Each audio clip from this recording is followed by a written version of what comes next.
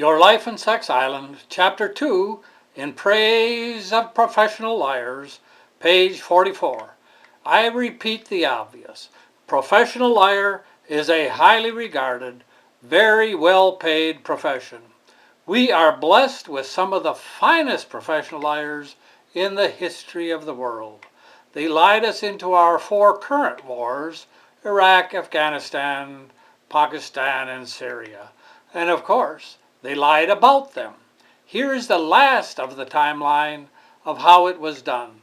10/27/2008.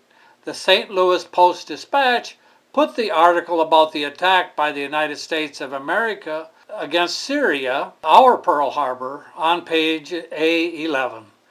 During this sneak attack, we murdered Syrian citizens, some or all of whom were innocent of any crime, aggression, or antagonism against the United States of America.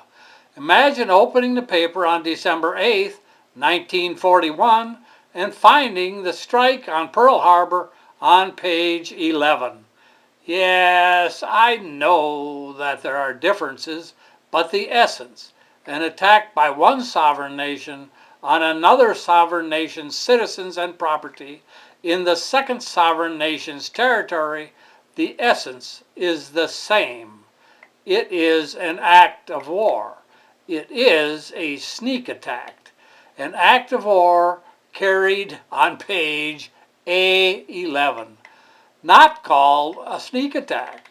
Syrian spokesperson said that the raid was an act of terrorism and, quote, said the raid on the town of Abu Kamal had killed a father and his 3 children, a farm guard, and his wife, and a fisherman, unquote. Here are the articles that the Post-Dispatch thought were more important than our Pearl Harbor. These are all quotes. Nixon pulling away from Hulshoff. No Boot Hill footholds. Point man for AB is brewer of consensus. Prescribing HIV drugs sooner is better, new study suggests. $878 bill, unlimited long distance has its limits. Former landfill replanted with native seedlings. Halloween party fits kids' needs without sweets. Off-duty officer kills carjacking suspect. Law and order. Drinking fountain gives a good drenching. MSD and U-City will face off tonight over flooding from Ike. Candidates are focusing on battleground states. Underclass grows in Japan, and global financial crisis spreads to Kuwait. Then came U.S. launches attack in Syria. 2 columns, 9 inches long, for our Pearl Harbor, on page A11. 10/30/2008. The Post-Dispatch runs an editorial on the bottom of the editorial page. Quote, unto Damascus, we reserve the right to pursue terrorists. We were not pursuing terrorists. Across borders with or without the permission of the country that they are hiding. No one was hiding. This is the new reality that terrorists have forced upon the world. There is no evidence that there were terrorists. No one forced anyone to do anything. The world didn't attack another country. We, the United States of America, did. Countries such as Syria and Pakistan will have to get used to the idea. They don't have to, and they won't, you fucking idiot.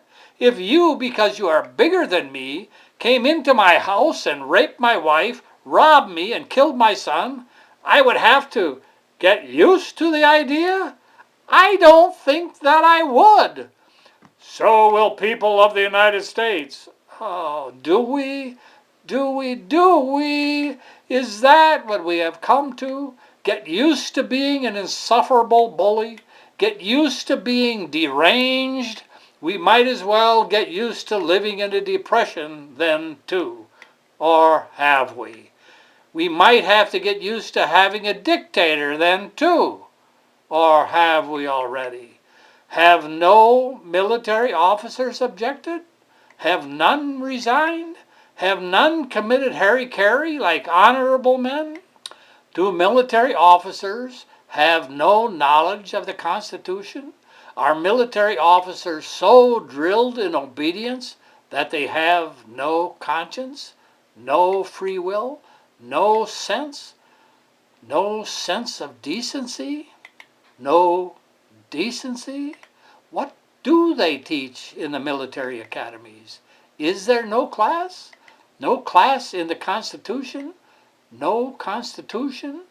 We know of the persistent scandals at each and all of the military academies. What is to be expected of young, impressionable men looking for a free lunch and getting it? The fear of having to struggle, of having to yearn, of having to work, of having to earn must be overwhelming when you are expecting and getting a free lunch. No wonder there is a climate of religious bullying and intimidation. All student admissions at the military academies are based on politics. All of them. Political corruption. Politicians, lobbyists, and military officers choose based upon political considerations. When no one is admitted on merit, there is no merit. When everyone is admitted on corruption, everyone is corrupt. Education at military academies is free. No one pays for education at military academies. No wonder McCain knows nothing about economics. No wonder he wants to strengthen the military. It's free. No one pays. Are the military academies broken beyond repair? Is this all a big joke like a Marx Brothers movie? Will the last reel please be played? Please? Do I have to beg? January 14th, 2009.